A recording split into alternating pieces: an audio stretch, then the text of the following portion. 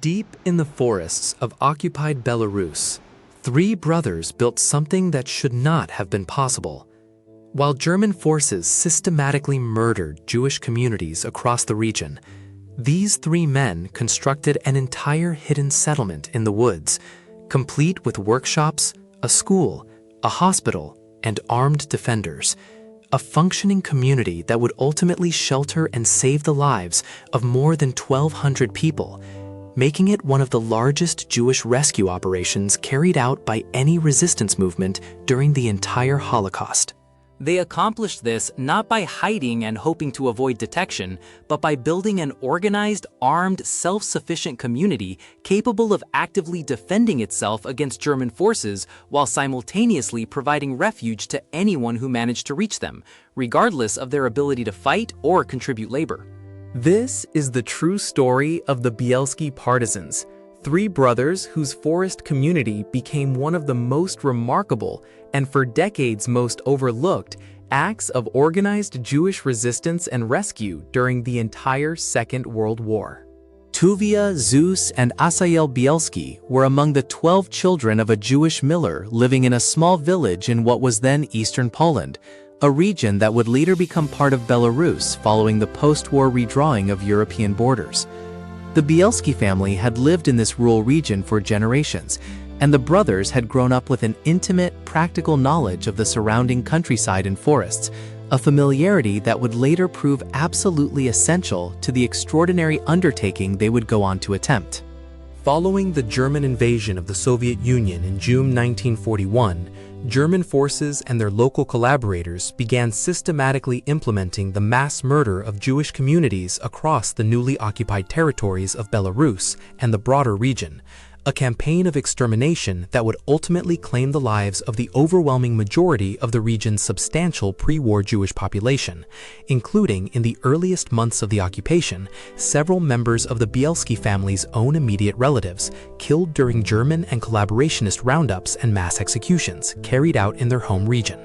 Faced with the genuine, immediate threat of extermination facing themselves and their remaining family members, the Bielski brothers made the decision to flee into the extensive forests surrounding their home region, territory whose dense woodland and challenging terrain offered at least the possibility of evading the systematic German campaign of persecution and murder that was rapidly consuming Jewish communities throughout the surrounding countryside. What began in late 1941 as a small group consisting primarily of the Bielski brothers themselves and a handful of surviving family members and close associates gradually grew over the following months and years into a considerably larger, more organized community as word of the Bielski group's existence and their willingness to accept and shelter additional refugees spread through informal channels and word of mouth among the dwindling Jewish population still attempting to survive in the surrounding region. Tuvia Bielski, the eldest of the three brothers most centrally involved in leading the group,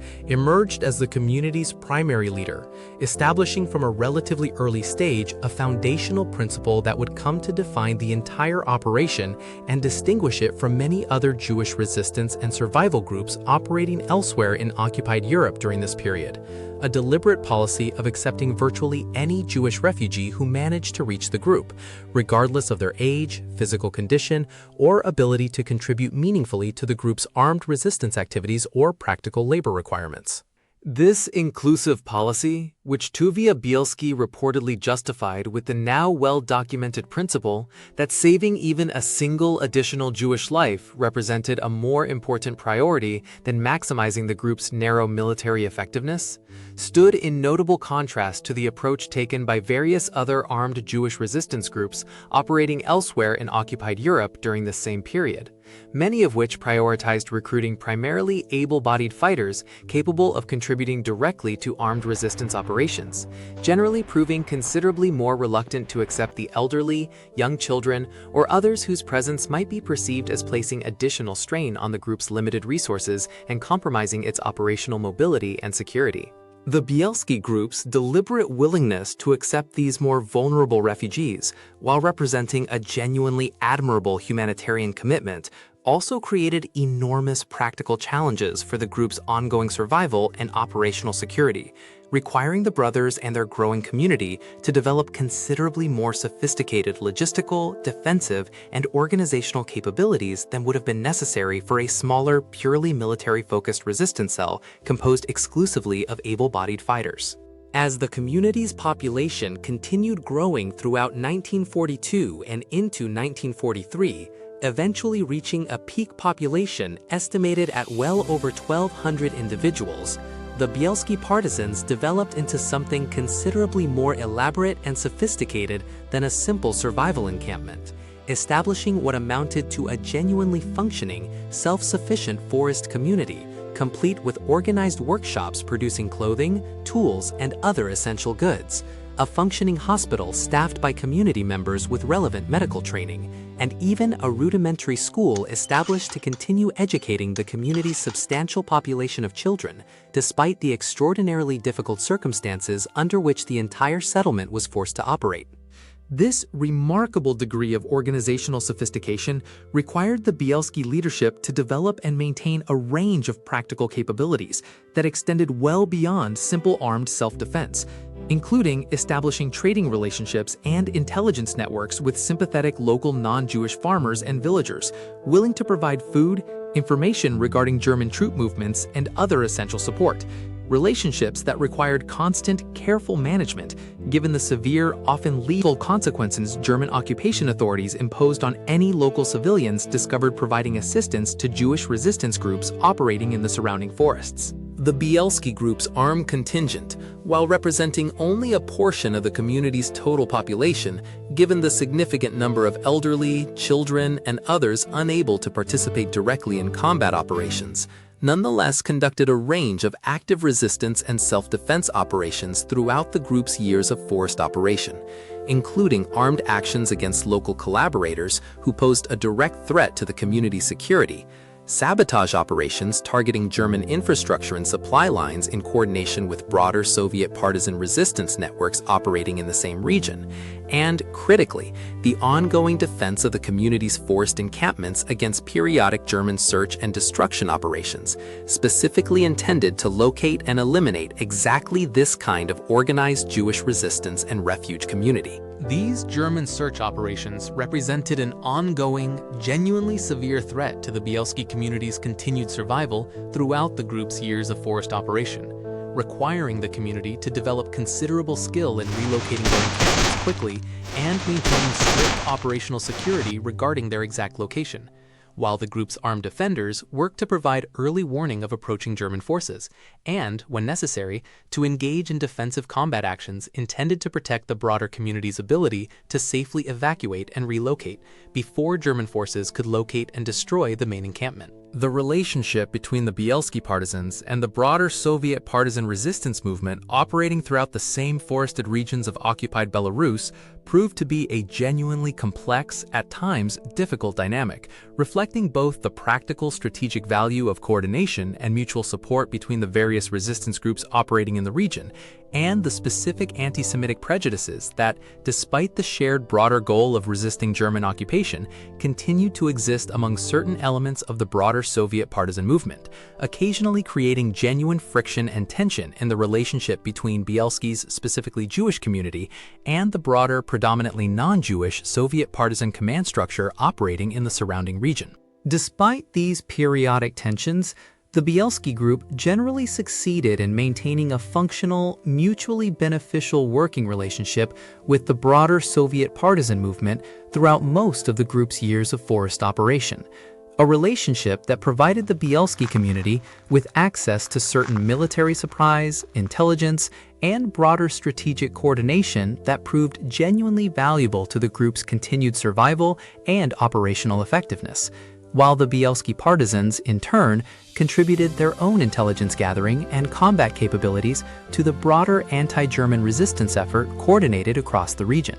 The Bielski community's remarkable survival throughout the war's remaining years, maintaining its forest existence and continuing to grow through the ongoing addition of new refugees throughout 1943 and into 1944, represented an extraordinary sustained achievement given the severity and persistence of the German campaign, specifically directed against exactly this kind of organized Jewish resistance and refuge operation, a campaign that succeeded in destroying numerous other smaller Jewish resistance and survival groups operating elsewhere in the same broader region during the same period. As Soviet military forces began their major offensive push westward through Belarus in the summer of 1944, ultimately succeeding in driving German occupation forces entirely out of the region, the Bielski community's forest existence finally came to its conclusion, with the group's surviving members, by this point numbering well over 1,200 individuals, emerging from the forest where many of them had spent as long as 2 to 3 years in hiding, marking one of the largest single instances of organized Jewish survival, achieved through active resistance and community organization during the entire Holocaust. Following the war's end, the Bielski brothers and the broader community they had led and protected dispersed to build new lives, with Tuvia and Zuz Bielski eventually emigrating to the United States, where they lived out the remainder of their lives in relative obscurity, working ordinary civilian occupations, and generally declining to seek significant public recognition or attention for the extraordinary humanitarian and military achievement their forced community had represented during the war years. This relative post-war obscurity reflected a broader pattern that characterized how the history of armed Jewish resistance during the Holocaust was generally received and discussed in the decades immediately following the war's end, with the sheer overwhelming scale of the Holocaust's genocide understandably dominating the primary focus of post-war historical attention and public memory, while stories of successful, organized Jewish resistance and rescue, despite their genuine historical significance and inspirational value, often received considerably less sustained public attention and documentation during these earlier post-war decades, particularly in cases like the Bielski brothers themselves, who displayed little personal interest in publicizing or dramatizing their own wartime achievements. It was not until several decades after the war's end, as historians and researchers began more systematically documenting and studying the full range of Jewish resistance activities that had occurred throughout occupied Europe during the Holocaust, that the Bielski Partisans story began receiving more substantial public attention and historical recognition, a process of historical rediscovery that gained considerable additional momentum following the publication of detailed historical accounts documenting the group's activities, and that eventually brought the Bielski story to a considerably wider public audience through subsequent books, documentaries, and eventually a major feature film dramatizing the group's wartime experiences. Historians who have studied the Bielski Partisans operation in detail have generally emphasized several factors that distinguish the group's specific achievement within the broader context of Holocaust-era Jewish resistance movements, particularly the group's deliberate, sustained commitment to prioritizing the rescue and protection of vulnerable individuals, including children and the elderly, over the narrower military effectiveness that a more selectively recruited, purely combat-focused resistance group might have achieved. A choice that required the Bielski leadership to accept considerably greater logistical and operational challenges than a smaller, more militarily streamlined group would have faced, in service of the broader humanitarian objective of maximizing the total number of Jewish lives the community was ultimately able to save. The scale of this achievement, more than 1,200 individuals surviving the Holocaust specifically because of the refuge and protection the Bielski community provided, represents one of the largest single instances of organized Jewish rescue achieved by any resistance or rescue operation during the entire Holocaust. A genuinely remarkable outcome achieved not through the kind of individual, isolated acts of rescue that characterized many other Holocaust rescue stories, but through the sustained, multi-year organizational achievement of building and successfully defending an entire functioning community under conditions of extraordinary, sustained danger. What makes the Bielski story particularly significant within the broader historical understanding of the Holocaust is its direct challenge to a once more widely held, though historically inaccurate, popular perception that Jewish communities facing Nazi persecution generally lacked significant organized armed resistance capability, a perception that historians have increasingly worked to correct in recent decades through detailed documentation of numerous instances of organized Jewish armed resistance throughout occupied Europe, with the Bielski Partisans standing as one of the most substantial and successful examples of this broader, historically significant pattern of active Jewish resistance and self-organized rescue efforts conducted throughout the Holocaust's darkest years. This has been Forgotten Frontlines. Every story we bring you is researched, written, and brought to life by the V Team, because some battles deserve to be remembered, no matter how strange, no matter how forgotten. If this story moved you, like this video, share it with someone who loves history, and subscribe for more forgotten stories from the front lines of the past. We'll see you in the next one.